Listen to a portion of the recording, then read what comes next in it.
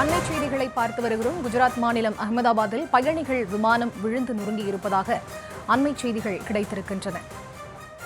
குஜராத் மாநிலம் அகமதாபாத்தில் பயணிகள் விமானம் விழுந்து நொறுங்கியிருப்பதாக செய்திகள் வெளியாக இருக்கின்றன. அது தொடர்பான அண்மை செய்திகளை பார்த்து வருகிறோம்.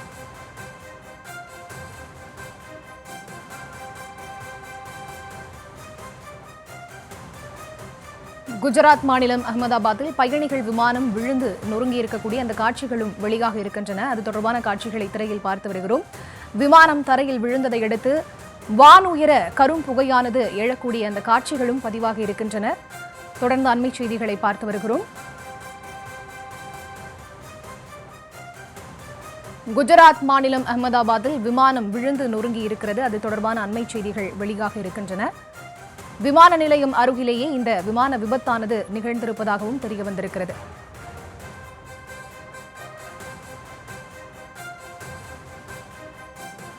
இது தொடர்பான விவரங்களோடு இணைகிறார் எமது செய்தியாளர் மதியழகன். அவரிடம் பேசலாம். வணக்கம் மதியழகன். இந்த விமான விபத்தானது எத்தனை மணிக்கு நிகழ்ந்தது? அந்த விமானத்தில் எத்தனை பேர் பயணித்தார்கள்? அது தொடர்பான விவரம் கிடைத்திருக்கிறதா?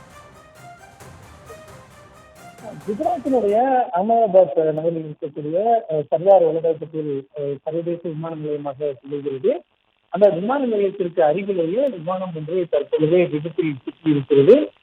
இருப்பினும் அது என்ன மாதிரியான விமானம், அதில் எத்தனை பேர் பயணம் செய்தார்கள் அல்லது கேட்டட் பிளைட் என்று சொல்லக்கூடிய தனிநபர்கள் மட்டும் பயணிக்கக்கூடிய வகையில் இருந்ததா என்ற எந்த தகவலும் தற்பொழுது வரை வெளியாகவில்லை. பயணிகள் விமானமா என்ற எந்த ஒரு தகவலும் வெளியாகவில்லை. அந்த விமான விபத்தை நிகழ்ந்த இடத்தில் விண்ணை முட்டக்கூடிய அளவிற்கு கரும்புகை எழுந்திருக்கக்கூடிய அந்த காட்சிகள் மட்டும் தற்பொழுது வெளியாகி இருக்கிறது. வல்லபாய் பட்டேல் சர்வதேச விமான நிலையத்திற்கு அருகிலேயே இந்த விமான விபத்து நிகழ்ந்திருப்பதாக கூறப்படுகிறது. இருப்பினும் இது தொடர்பான எந்த அதிகாரப்பூர்வ தகவலும் தற்பொழுது வரை வெளியாகவில்லை. அதாவது விமான நிலையத்திற்கு அருகே விமான விபத்து ஏற்பட்டு இருக்கிறது என்ற ஒரு தகவல் மட்டும்தான் வெளியாகி இருக்கிறது. அகமதாபாத் விமான நிலையத்தை பொறுத்தவரை அது சர்வதேச விமான நிலையமாக இருந்தாலும் கூட மிகப்பெரிய அளவில், அதாவது சென்னை, மும்பை, டெல்லி போன்ற விமான நிலையங்களை ஒப்பிடும் அளவிற்கு அது மிகப்பெரிய விமான நிலையமாக இருக்காது. ஒரு அதாவது இந்தியாவில் இருக்கக்கூடிய ஒரு இரண்டாம் கட்ட விமான நிலையங்கள் போன்ற ஒரு வகையில் அந்த குஜராத் விமான நிலையம் என்பது இருக்கும். அந்த வகையில் இந்த விமான விபத்து தற்பொழுது ஏற்பட்டு இருக்கிறது.